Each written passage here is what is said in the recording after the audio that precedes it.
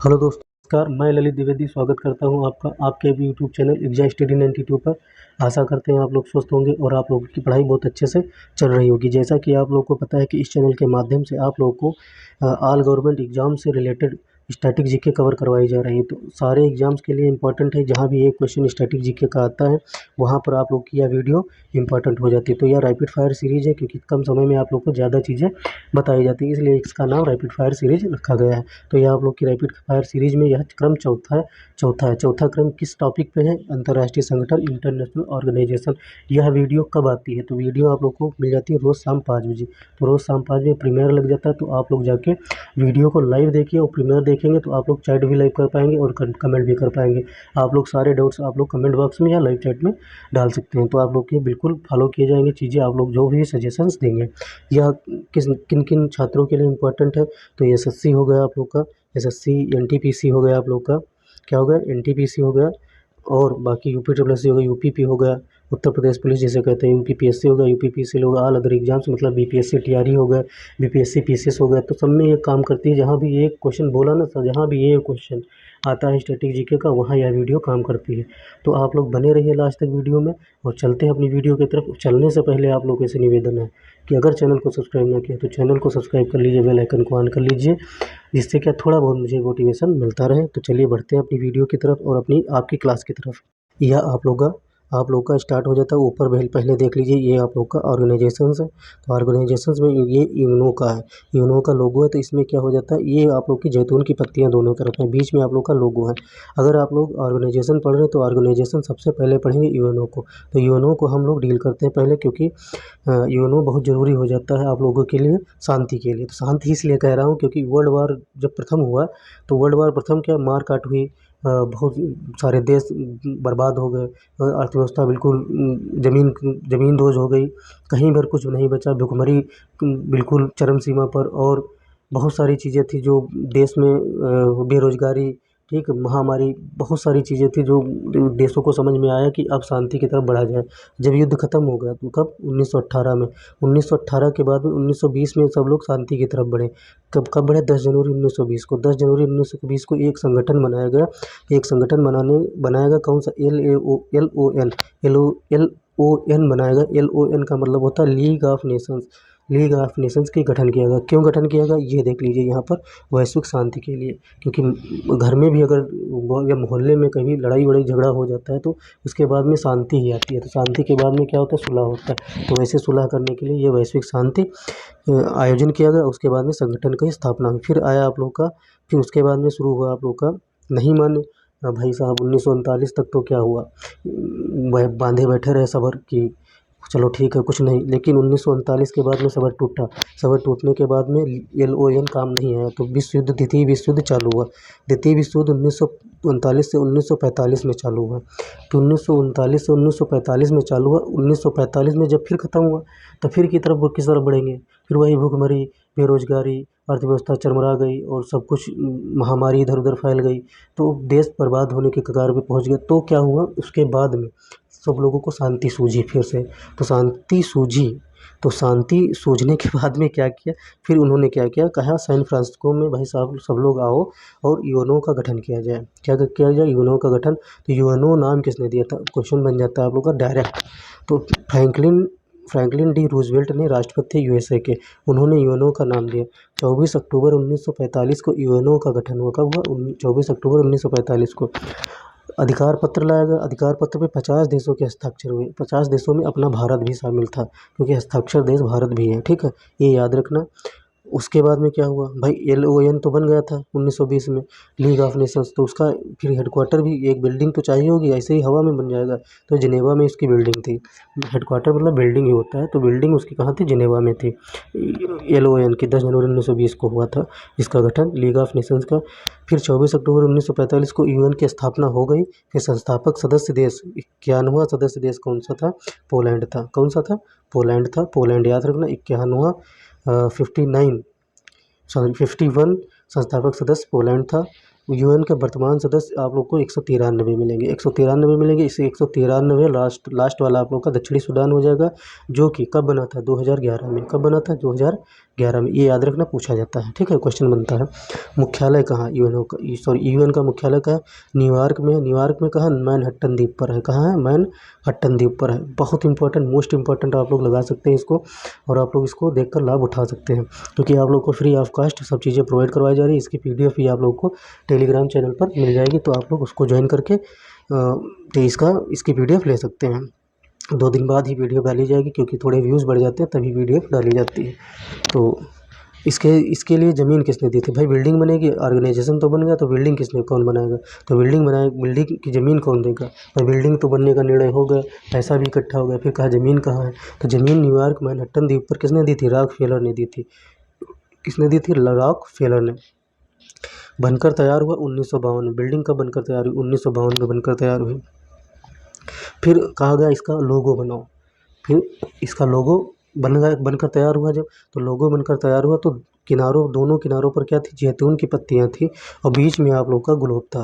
Globe प्रदर्शित करता है ग्लोबल यूनिटी को, और आप लोग इसको देख के यूनिटी घर में भी ला सकते हैं, परिवार में ला सकते हैं, मोहल्ले में भी ला सकते हैं, क्योंकि युद्ध के बाद में, लड़ाई झगड़े के बाद में शांति आती है, ठीक है। तो चलिए आगे बढ़ते हैं, आप लोग आगे बढ़ के देखते हैं क्या है। संयुक्त राष्ट्र की भाषाएं आप लोग देख लीजिए। संयुक्त राष्ट्र की भाषाएं अंग्रेजी और फ्रेंच थी, 2 भाषाएं हैं संयुक्त राष्ट्र की, अंग्रेजी और फ्रेंच, ठीक है। बाकी मान्यता प्राप्त भाषाएं 4 और हैं। कौन कौन सी, चीनी है, अरबी है, रसियन है, स्पेनिश है। तो ये डायरेक्ट पूछ लिया जाता है।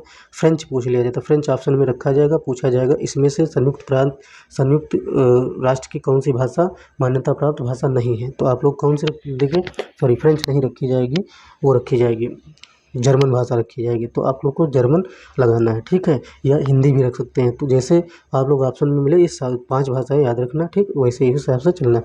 संयुक्त राष्ट्र चार्टर के अध्याय कितने हैं, 19 अध्याय हैं, उसमें अनुच्छेद आप लोग के 111 हैं।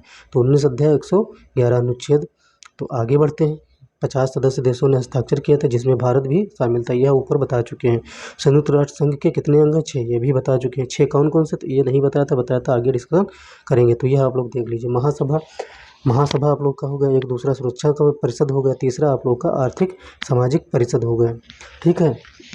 सबके अपने अपने काम बांट दिए गए, इसलिए 6 अंग बनाए गए। जैसे क्या होता है, एक ऑर्गेनाइजेशन बने, उसमें क्या होता है, बीच में समितियां बन गई, तो समितियों के साथ में एक एक अंग बांट दिए, काम बांट दिया गया कि ये तुम्हारा, ये तुम्हारा, ये तुम्हारा। तो उसी के हिसाब से आप लोग के क्या बन जाते हैं, अंग बन जाते हैं, ठीक है। तो वही अंग ये है, महासभा हो गया, सुरक्षा परिषद हो गया, आर्थिक और सामाजिक परिषद हो गया, परन्यास परिषद जो 1994 में कार्य करना बंद कर चुकी है, ठीक है, परन्यास परिषद, तो इसको हटा दीजिए। अंतर्राष्ट्रीय न्यायालय आप लोग का हो गया, ठीक, इसका मुख्यालय द हेग नीदरलैंड में है, बाकी सबका न्यूयॉर्क में मैनहट्टन द्वीप पर है, ठीक। सचिवालय आप लोग का 6ठा हो गया। तो चलिए आगे बढ़ते हैं। इन सभी के हेडक्वार्टर देख लीजिए, नीचे आ गया, बोले भी थे हेडक्वार्टर न्यूयॉर्क में, परंतु अंतर्राष्ट्रीय न्यायालय का मुख्यालय द हेग नीदरलैंड में, ठीक है। ये आप लोग का याद रखना, क्योंकि नीदरलैंड पूछा जाता है, बार बार द हेग पूछा जाता है। अंतर्राष्ट्रीय न्यायालय का मुख्यालय। महासभा पहला आप लोग का ऑर्गेनाइजेशन आ गया, यूएन ऑर्गेनाइजेशन का अंग पहला है महासभा। महासभा में क्या होता है, उपनाम इसको क्या कहा जाएगा, कहा गया विश्व की लघु संसद। महासभा विश्व की लघु संसद, महासभा को विश्व की लघु संसद कहा जाता है। तो ये याद रखने वाली चीज़ें बहुत इंपॉर्टेंट है। दूसरा याद कर सकते हैं आप लोग, प्रत्येक देश 5 प्रतिनिधि भेज सकता है, लेकिन इसमें वोट सिर्फ एक का मान्य होता है, ठीक। 5 प्रतिनिधि तो प्रत्येक देश भेज सकता है, जैसे भारत 5 प्रतिनिधि भेजे और वोट सिर्फ एक की मान्य होगी, ठीक है, वोट सिर्फ एक ही मान्य होगी। 5 प्रतिनिधि भेजिए, अपना कोई दिक्कत नहीं, कोई प्रॉब्लम वाली बात नहीं। बैठक हर वर्ष बुलाई जाती है, ठीक, बैठक हर वर्ष होती है, और बस यही याद रख लीजिए, बैठक हर वर्ष होती है, और कुछ याद करने की जरूरत नहीं है। एक अध्यक्ष होता है, 21 उपाध्यक्ष होता है, 7 मुख्य समितियों के अध्यक्षों का चुनाव महासभा करती है। ये याद रखना, बहुत मोस्ट इंपॉर्टेंट है, कार्य इसका वेरी मोस्ट इंपॉर्टेंट है। तो एक बजट तैयार करना इसका कार्य होता है। वो बोले थे कि कार्य सबको अपने अपने सौंप दिए गए, तो उसी के कार्य किए जाते हैं। जैसे कि आगे आप लोग चलिए, अगला पॉइंट आप लोग का है, बजट हर दूसरे वर्ष महासचिव द्वारा पेश किया जाता है। किसके द्वारा, महासचिव द्वारा पेश किया जाता है। और महासचिव इतना पावरफुल होता है, यूएन का सबसे बड़ा अधिकारी होता है, ये याद रखना, महासचिव, ठीक है। ये इंपॉर्टेंट हो जाता है, पूछ लिया जाता है, यूएन का सबसे बड़ा अधिकारी कौन होता है, महासचिव। और महासभा एक बजट तैयार करता है, उसको पेश कौन करता है, तो महासचिव पेश करता है। आगे बढ़ते हैं, नए सदस्य शामिल करना, महासचिव का कार्य होता है नए सदस्य शामिल करना। फिर महासचिव की नियुक्ति सुरक्षा परिषद की सिफारिश पर की जाती है। ये याद रखना वेरी मोस्ट इंपॉर्टेंट हो जाता है कि महासचिव की नियुक्ति किसकी सिफारिश पर होता है, सुरक्षा परिषद की। हाल ही में मोस्ट इंपॉर्टेंट इसको क्यों कहा गया, क्योंकि हाल ही में 77वें अध्यक्ष नियुक्त किए गए, लेकिन 77वें अध्यक्ष आज के टाइम पे तो है नहीं। आज के टाइम पे आप लोग क्योंकि हो जाते हैं 78वें अध्यक्ष। कौन से 78वें कौन हो जाते हैं, डेनिस फ्रांसिस।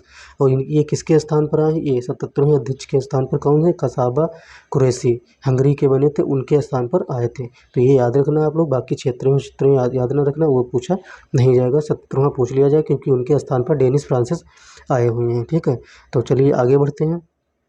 सुरक्षा परिषद आप लोगों को कहा गया, सुरक्षा परिषद इसको क्या कहा जाता है, विश्व का सिपाही कहा जाता है सुरक्षा परिषद को।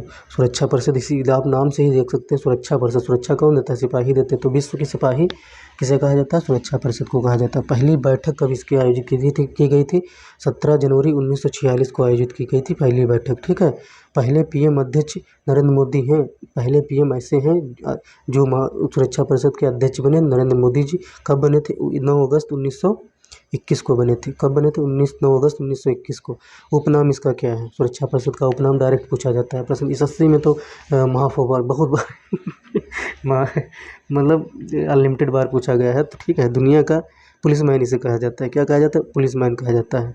कुल सदस्य इसके कितने, 15 सदस्य हैं। भाई साहब देख लीजिए, 15 सदस्य हैं, लेकिन उनकी 10 की वैल्यू ही नहीं, 4 की वैल्यू है 10 में। अस्थायी कितने हैं, 10 हैं। 2 वर्ष के लिए चुने जाते हैं 10 सदस्य। ठीक है, टोटल 15 हैं सुरक्षा परिषद में, लेकिन 10 अस्थायी, 5 ही अस्थायी सदस्य। जब से बना है तो 5 ही हैं।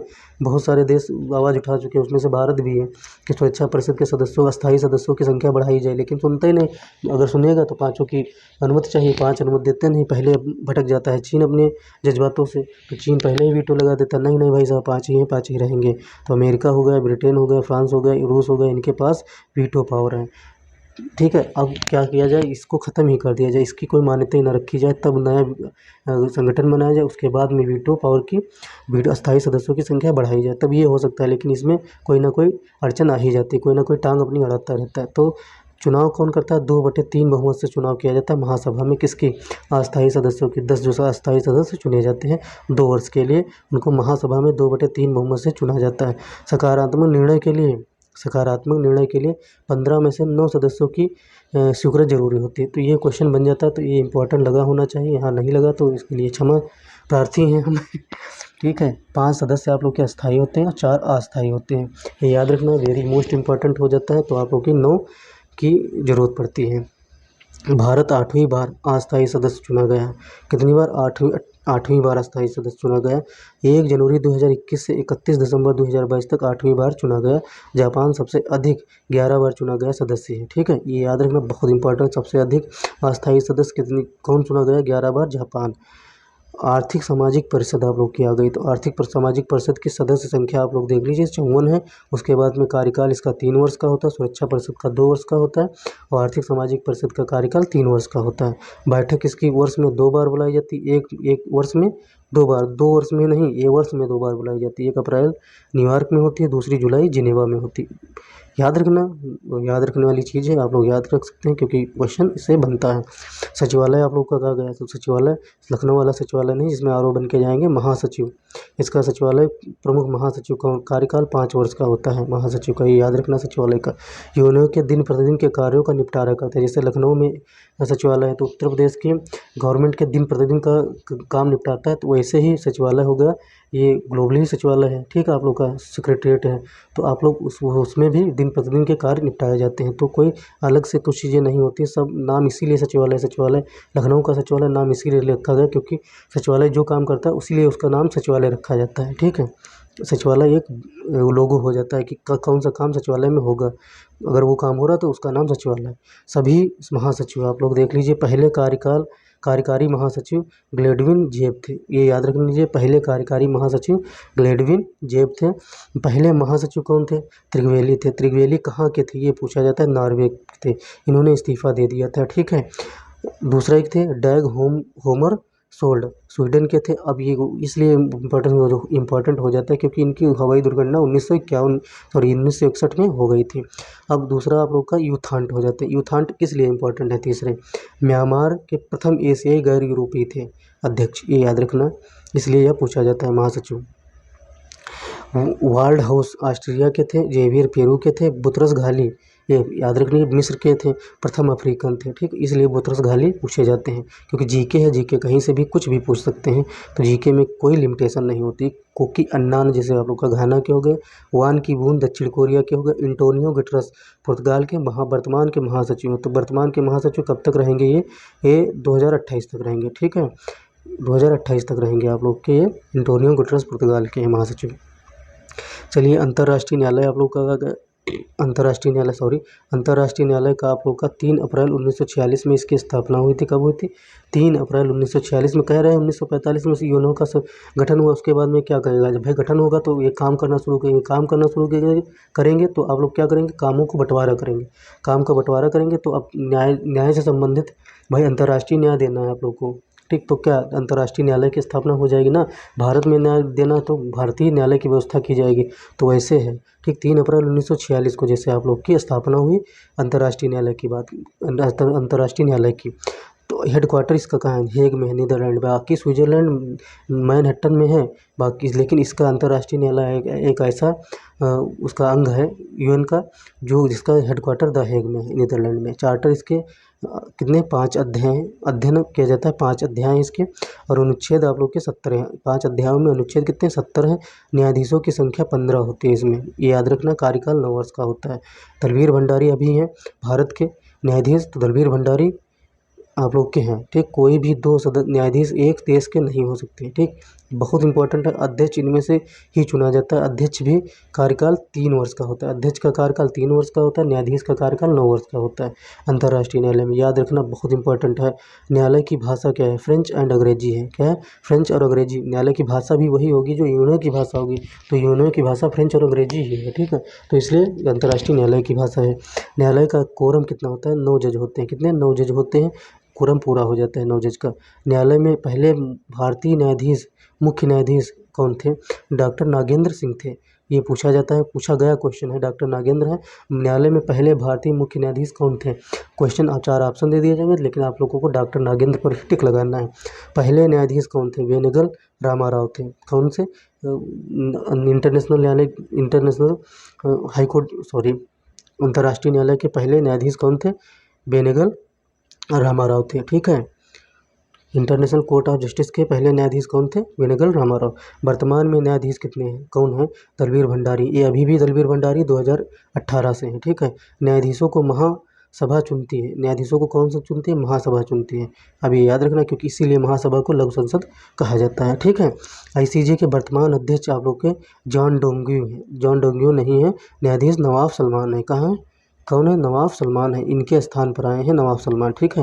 ये अभी 2024 में ही ये बने हैं, ठीक। इनको याद रखना आप लोग, और इनको याद रखना। ये आप लोग का आ गया, आप लोग का ये ऑर्गेनाइजेशन है सब। तो आप लोग अगर जूम करेंगे तो फट जाएगा, तो जूम ना करना नहीं तो फट जाएगा। दूसरा इसमें लगा के पीडीएफ में आप लोग को दे दिया जाएगा, ठीक है। तो चलिए, बने रहिए वीडियो पर, और वीडियो लास्ट तक देखा करिए, क्योंकि वीडियो लास्ट तक देखते हैं थोड़ा मुझे मोटिवेशन मिलता है आप लोग के माध्यम से, और आप लोग को क्लासेस करवाई जाती हैं।